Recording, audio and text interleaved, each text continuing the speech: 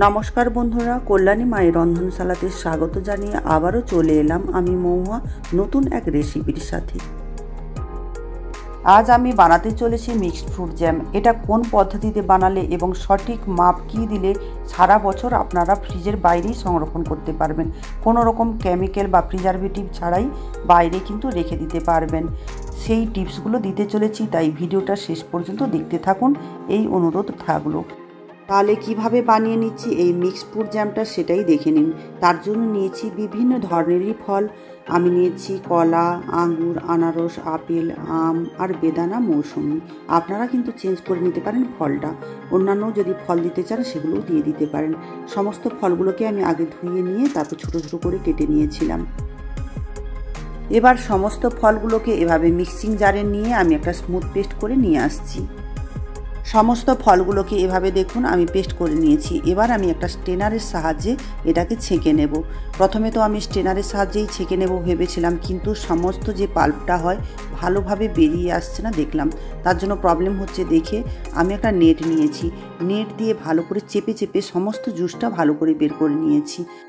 এবার জ্যাম বানানোর জন্য আমি তার পরের স্টেপে চলে এলাম। আমি গ্যাসের উপরে বসিয়ে দিয়েছি একটা কড়াই, আর একদম মাপ করে কিন্তু জুসটা নিচ্ছি।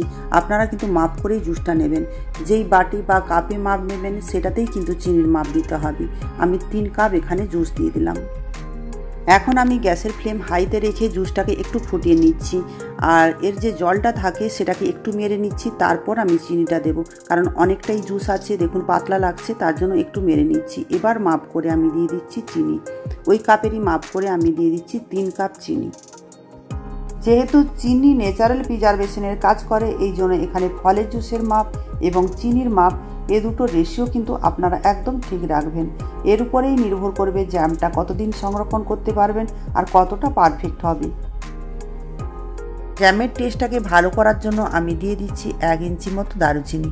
আর এমনিতে এর গন্ধটা সুন্দর হয়, তার সাথে এর উপকারিতাও অনেক আছে। এই জুসটা যখন ফুটছে দেখুন ওপর থেকে একটা ফেনা হচ্ছে, এই ফেনাটাকে তুলে আপনারা সরিয়ে দেবেন, তাহলে কিন্তু একদম ফ্রেশ টাইপের জ্যামটা তৈরি হবে। আর কালারটা দেখে বুঝতেই পারছেন কালারটা ঠিক মতো আসছে না, তার জন্য আমি দিয়ে দিচ্ছি ফুড কালার। এটা সম্পূর্ণ অপশনাল। যদি আপনারা ন্যাচারাল কালার চান সেক্ষেত্রে আপনারা জামুন কিংবা বিট দিয়ে দিতে পারেন, এ দুটো দিলেও কিন্তু ন্যাচারাল পিঙ্ক কালার হয়ে যাবে।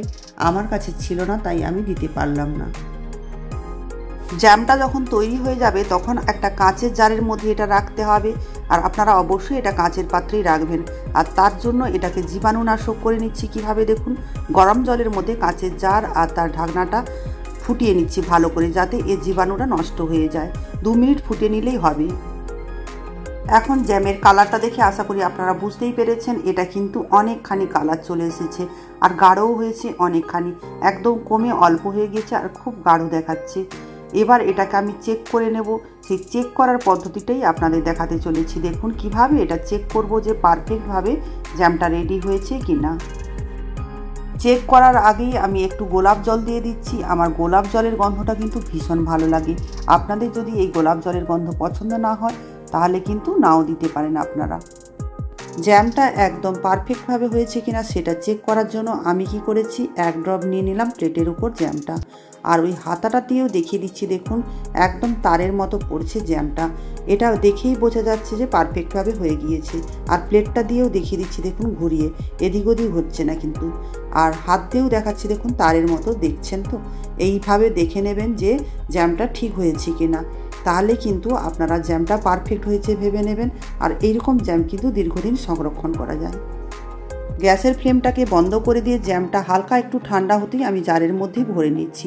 যেই জারটাকে আমি পিউরিফাই করেছিলাম ওটাকে একদম শুকনো করে পুছে নিয়েছিলাম, একদম যেন এতে জল না থাকে, তাহলে কিন্তু জ্যামটা খুব তাড়াতাড়ি নষ্ট হয়ে যাবে। এইটুকু আপনারা লক্ষ্য রাখবেন। আপনারা যদি বিভিন্ন ধরনের ফল দিয়ে এরকম তাজা তাজা জ্যাম বানিয়ে বাচ্চাদের খাওয়াতে পারেন এবং নিজেরা খান, তাহলে কিন্তু এর অনেকখানি উপকার। এর মধ্যে থাকে ভিটামিন এবং অ্যান্টিঅক্সিডেন্ট, তার ফলে আমাদের শরীরের স্বাস্থ্যকে বজায় রাখে, রোগ প্রতিরোধ ক্ষমতা থাকে, আর এটা আমাদের ত্বককেও কিন্তু অনেকখানি উজ্জ্বল করে দেয়।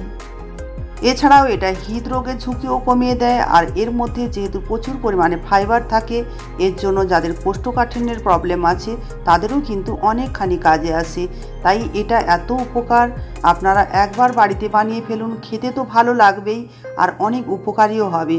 তাই আমার যদি এই জ্যাম বানানোর পদ্ধতিটা আপনাদের ভালো লেগে থাকে, প্লিজ লাইক কমেন্ট করবেন আর বন্ধুদের মাঝে ভালো লাগলে শেয়ার করে দেবেন। এখন ঠান্ডা হয়ে যাওয়ার পর আপনাদের চেক করে দেখিয়ে দিচ্ছি। দেখুন একদম কিন্তু বসে গিয়েছে, একদম দেখুন জলীয় ভাবটা কিন্তু নেই। একদম জ্যামটা যেভাবে দোকানে হয় ঠিক ওভাবেই হয়েছে। আপনারা যদি পারফেক্ট মাপ এবং সঠিক টাইমটা জানতে পারেন, কত টাইম কুক করতে হবে, তাহলে কিন্তু দোকানের মতোই হবে। এই জন্য আমার টিপসগুলো আপনারা ফলো করবেন। আশা করছি আপনারাও একদম সঠিকভাবেই এই জ্যামটা বানিয়ে নিতে পারবেন বাড়িতেই। এই জ্যামটা বেশি দিন সংরক্ষণ করার জন্য আপনাদের কি করতে হবে, কাঁচের জার অবশ্যই ব্যবহার করতে হবে আর শুকনো যেন হয়। আর যে চামচটা আমি ব্যবহার করেছি, এই চামচটাও কিন্তু একদম শুকনো ছিল, একদম চামচের গায়ে যেন জল না লেগে থাকে। এইটুকুই আপনারা যদি লক্ষ্য করেন তাহলে কিন্তু জ্যাম একদম নষ্ট হবে না। এতক্ষণ পর্যন্ত আপনারা ধৈর্য ধরে আমার ভিডিওটা দেখছেন, তার জন্য জানাই অসংখ্য ধন্যবাদ। আর যে সকল বন্ধুরা আমার চ্যানেলটাকে এখনও সাবস্ক্রাইব করেননি, প্লিজ সাবস্ক্রাইব করে রাখবেন, যাতে নিত্য নতুন কোনো ভিডিও আপলোড করলে সবার আগে আপনাদের কাছে নোটিফিকেশন পৌঁছে যায়। আজকের মতো টাটা, সবাই ভালো থাকবেন। আবারও হাজির হয়ে যাব নেক্সট কোনো কন্টেন্ট নিয়ে আপনাদের সামনে।